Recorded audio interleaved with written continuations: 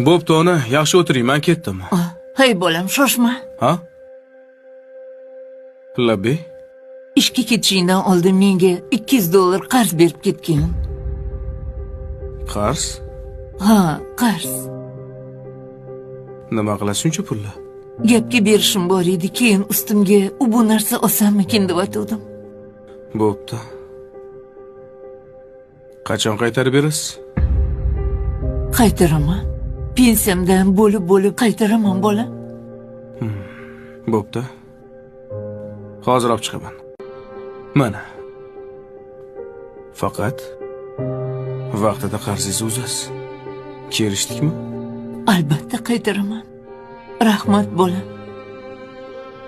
Yana mana bu pulni ham sizga. Voy, buncha ko'p pul nimaga? Men sendan faqat $200 so'ragandim. Bu meni qarzim. Seni qarzing? Bolaligimda kasal bo'lganimda uxlamasdan chiqqansiz, esizdami? Uyqusiz o'tkazgan tunlaringizni haqqi. Bu pullar shularni bittasiga yetsa koshki edi.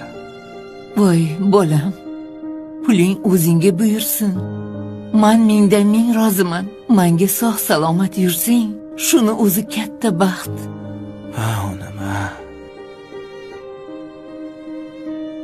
Meni yana bitta qarzim bor. Yana qanaqa qarz? Bu qarzni hali ko'pchilik uzolgani yo'q. Bilasizmi? Menga o'xshagan farzandlar mana shu ikki og'iz gapni aytishga uyalishadi. O'zi ikki og'iz gap. Nimaga?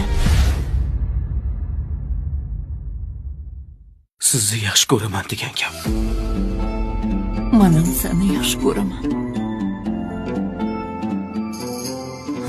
Onam, siz mendan qarz so'rab o'tibsiz.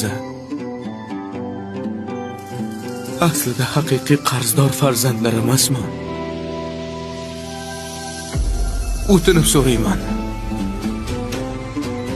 Mana shu qarzlarimni bo'lib to'lagunimcha iltimos,